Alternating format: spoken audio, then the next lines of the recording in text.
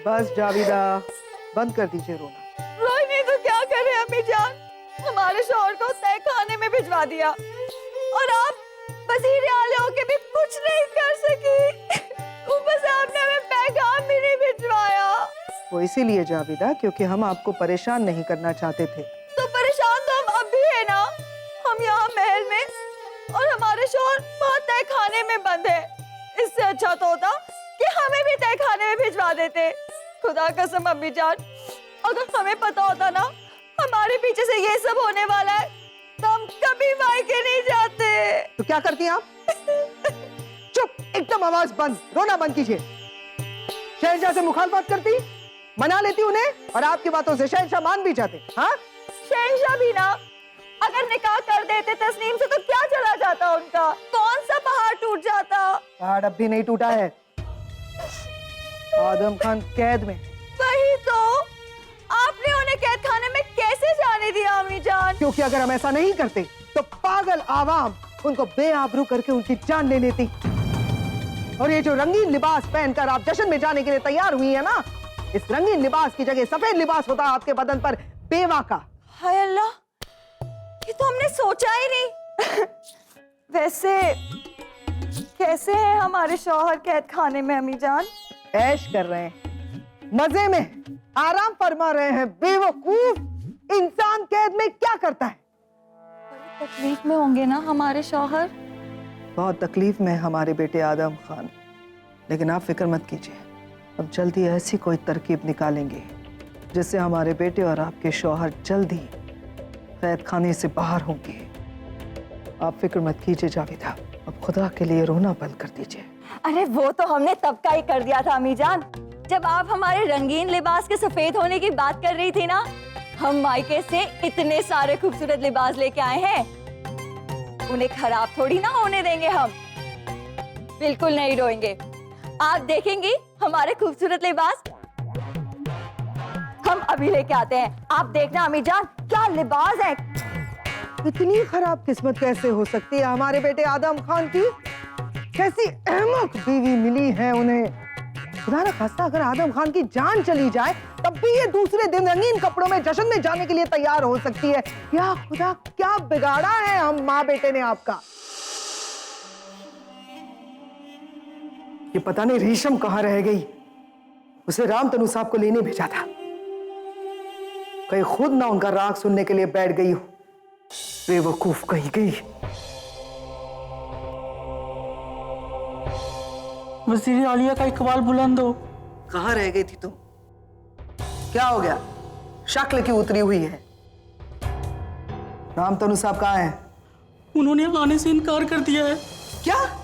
माना कि वो बहुत बड़े फनकार हैं, लेकिन हम भी मुगल सल्तनत की वजीर आलिया हैं, वो हमें मना नहीं कर सकते।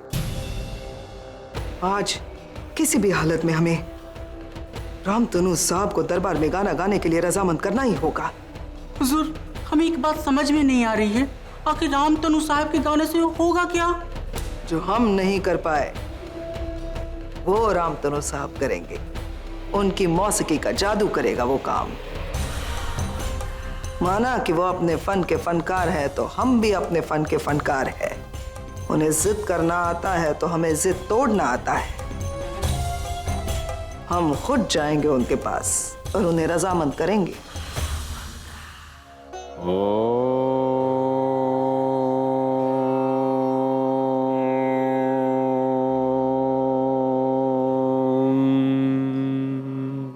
अस्सलाम वालेकुम राम तनु साहब। मुगल सल्तनत की वजीर आलिया है, महम अंगा।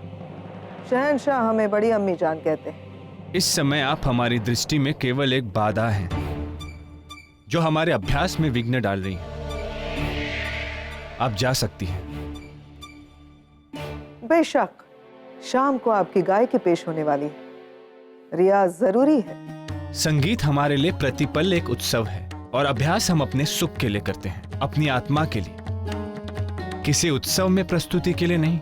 अगर आपको हमारी किसी बात का बुरा लग गया हो तो हम तहे दिल से माफी चाहते हैं राम तनु साहब, लेकिन हम आपके सामने इल्तिजा लेकर आए थे कि आज शाम दरबार में कुछ खास पेश कीजिए, कुछ ऐसा खास जैसा हम चाहेंगे कि हम किसी के आदेश पर नहीं गाते। अगर आपने हमारा कहा नहीं किया तो आपका खानदान मौत की नींद सो चुका हो। हम समझ रहे हैं इस वक्त आपके मन में क्या चल रहा है। यदि हमने आपके मंशा अनुसार नहीं गाया तो आप हमारे परिवार वालों पर संकट ला सकती हैं। यही सोच रही है ना आप? और यदि ऐसा ही है तो जाकर कह दीजिए अपने शहंशाह से कि रामतनु पांडे उनके दरबार में संगीत की प्रस्तुति नहीं करेंगे।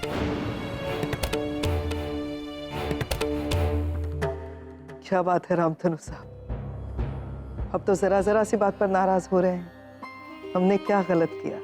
बस आपके सामने इल्तिजा लेकर आए थे। यही कहना चाहते थे कि आज दरबार में कुछ खास गाया जाए, कुछ खास राग, ऐसा राग जो मोहब्बत से भरा हो।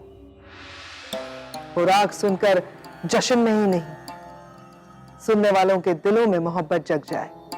सुना है हमने कि आपकी मौसीकी में वो जादू है जिससे आप दिए जला सकते हैं। आपकी गायकी की वजह से आप बारिश बरसा सकते हैं, दिलों में मोहब्बत पैदा कर सकते हैं। अवश्य। आप क्या गवाना चाहती हैं हमसे? वशीकरण। हम चाहते हैं कि आप मोहब्बत से भरा राग गाएं, जिसकी वजह से हमारे शहंशाह मोहब्बत के रंग में डूब जाए। किसके प्रेम में डुबाना चाहती हैं आप उन्हें? उनकी नई बेगम, बेगम जोधा के प्रेम। कैसे कहें, दरअसल बेगम जोधा और शहंशाह के बीच में दूरियां आ गई। हम चाहते हैं कि आप अपनी मौसीकी से उनके बीच की ये दूरियां मिटा दें,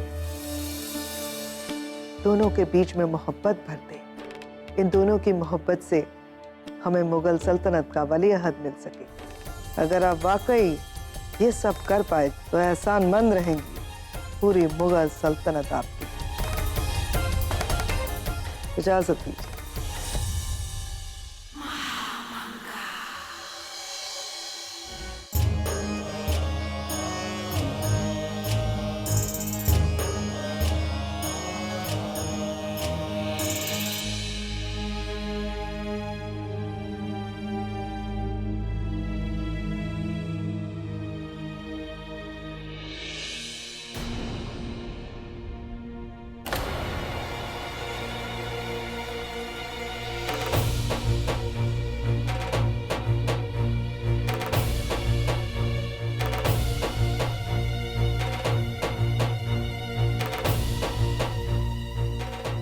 रामतनु जी अपने आप में इतने खोए हुए हैं कि शहंशाह के आने तक का भान नहीं हुआ। नहीं शहंशाह इस बात से रुष्ट ना हो जाए।